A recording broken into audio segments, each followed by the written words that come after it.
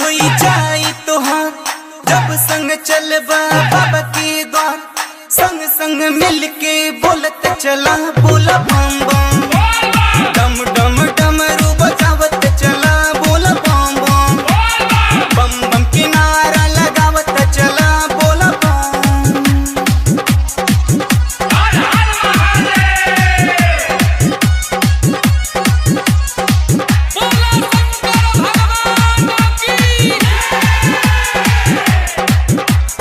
दूर नहीं बाटे ये राजा बाबा जी के धाम, चलबा संगे देव घर मिली तोहके आराम, मिली तोहके आराम।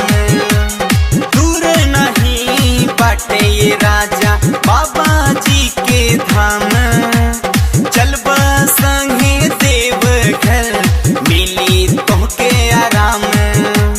बिगड़ले अपने बंजाई काम मन में बाबा कले चलना, भंगिया के परसा चढ़ावत चला बोला बम बम, डम डम डमरू बजावत चला बोला बम बम, बम बम के नारा लगावत चला बोला बम।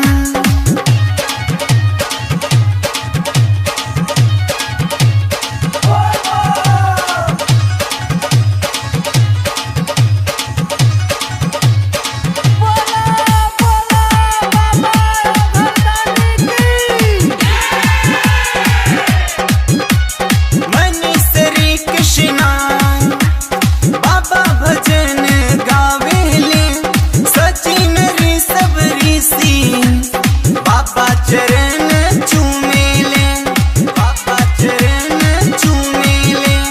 मनीष श्री कृष्णा बाबा भजन गावेले सचिन ऋषभ ऋषि, बाबा चरण चूमेले। पूनम अनु चली है बाबा धाम, के ले चली है संग, बाबा की जल चढ़ावे चला बोला बम बम, डम डम डमरू बजावत चला बोला बम बम, बम बम के नारा लगावत चला बोला बम, बम बम के नारा लगावत चला, डम डम डमरू बजावत चला, बम बम के नारा लगावत चला, डम डम डमरू बजावत चला।